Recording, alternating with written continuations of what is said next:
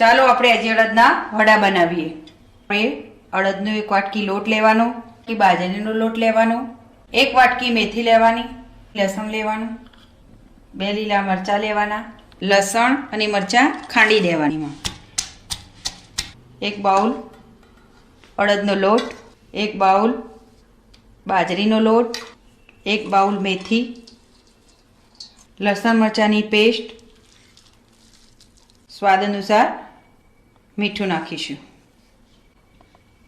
1 ચમચી હળદર નાખીશું, અડધી ચમચી મરચું એડ કરીશું, તલ એડ કરીશું 1 ચમચી, 3 ઢોકળી આપણે તેલ નાખીશું।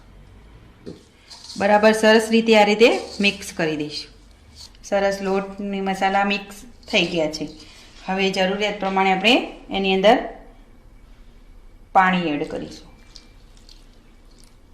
આ રીતે જરૂરિયાત પ્રમાણે થોડું થોડું પાણી એડ કરતા જઈશું।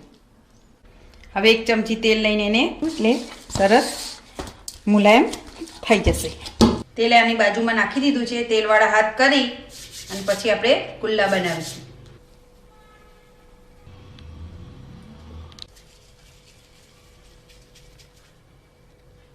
તમે જોઈ શકો છો એકદમ જાડો સરસ કાગળ લેવાનો છે અને પછી થોડું તેલ નાખવાનું છે।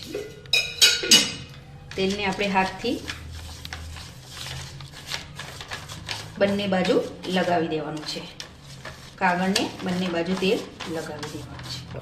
પછી કાગળને આ રીતે આમ મૂકી દેવાનું, પછી આમ થોડું દબાવવાનું અને પછી આ રીતે દબાવી દેવાનું।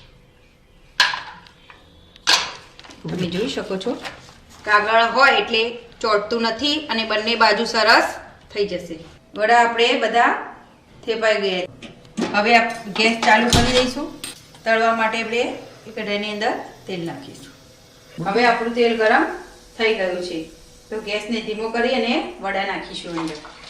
ધીમા તાપે તળવા દેવાના એટલે એકદમ સરસ ક્રિસ્પી અને ટેસ્ટી થશે।